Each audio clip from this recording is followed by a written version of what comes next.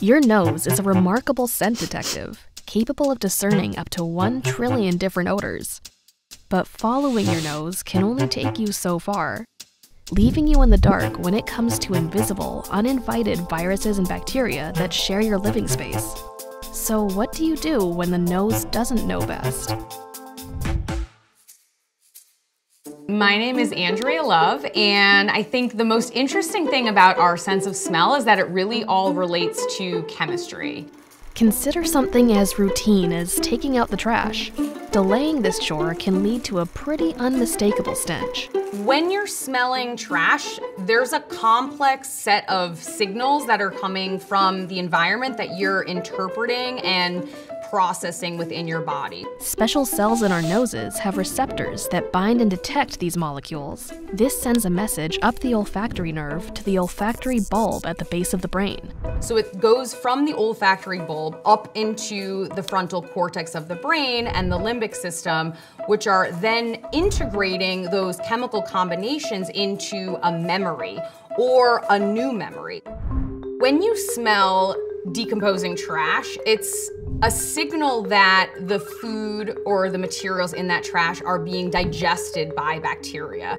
Despite our ability to detect some odors, many microorganisms go undetected by the nose. Most microorganisms that can cause disease, especially if they're floating around in the environment, we can't smell. You're not going to necessarily know just by your sense of smell. When our natural defenses sniff short, tools like soap, sanitizers, and air filters become our allies. Take Lysol's EPA-approved air sanitizer. Its formula contains active molecules that, when sprayed, turns into a fine mist, causing the active molecules to concentrate on the surface of the microorganisms. These antimicrobial molecules come into contact with the airborne viruses and bacteria. When they do, the active molecules attract water. That's called being hygroscopic. This creates a pressure difference that disrupts the microorganism's outer layer, leaving them harmless.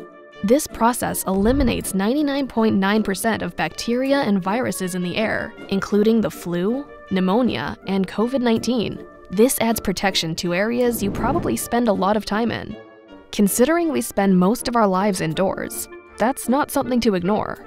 In destroying these bacteria and viruses, it also neutralizes odors, which is a nice bonus for our hardworking scent detectors. If we have a good defense to implement proactive measures that can reduce our potential exposure or encounter with those microorganisms, that's going to reduce our risk of even encountering them in the first place.